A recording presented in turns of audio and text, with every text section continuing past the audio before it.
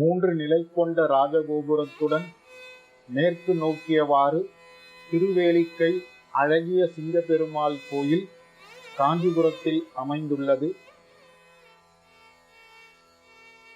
பெருமாளின் 108 திவ்ய தேசங்களில் இத்திருத்தலம் 46வது திவ்ய தேசமாகும்.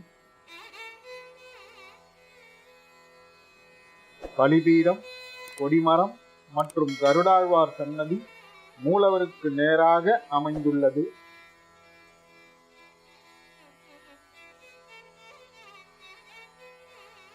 இக்கோயில் காலை 7 மணி முதல் பகல் 11 மணி வரையிலும், மாலை 4:30 மணி முதல் இரவு 7:30 மணி வரையிலும் திறந்து வைக்கப்பட்டுள்ளது.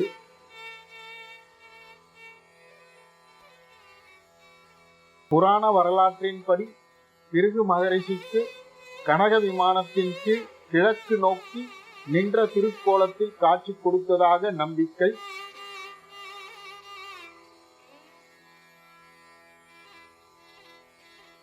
திருமால் நரசிம்ம அவதாரம் எடுத்த போது அஸ்திசைலம் எனும் குகையில் இருந்து புறப்பட்டு இரண்யனது மாளிகையின் தூணிலிருந்து வெளிப்பட்டார் என நாம் அறிவோம். மற்றொரு முறை பிரம்மன் தன் வேள்வியை காத்திட பெருமாளிடம் வேண்டிக் கொள்ள நரசிம்ம வடிவம் கொண்டார் பெருமாள். தம்மை தாக்க வந்த அசுரர்களை விரட்டி கொண்டே செல்ல இவ்விடத்திற்கு வந்து சேர்ந்தார்.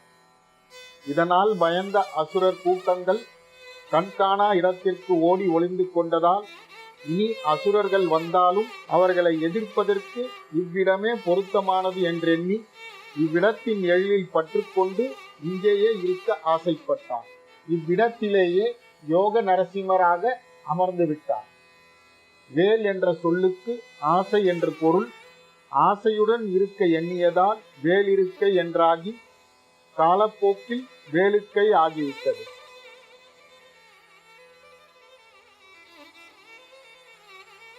தாயார் வேலுக்கை வள்ளி, அமிர்தவல்லி நாச்சியார் என்ற பெயருடன் மேற்கு பார்த்தவாறு தனி சன்னதியில் காட்சியளிக்கிறாள்.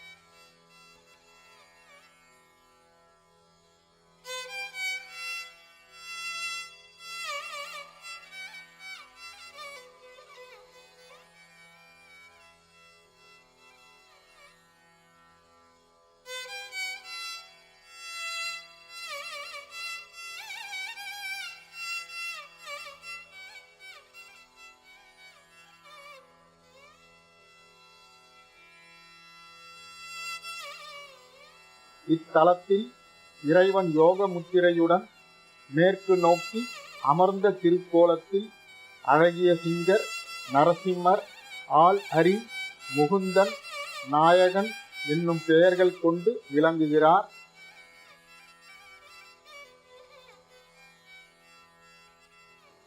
பேயாழ்வார் 3 பாசுரங்களிலும் திருமங்கையாழ்வாரும் இத்தலத்தை பாடியுள்ளார்.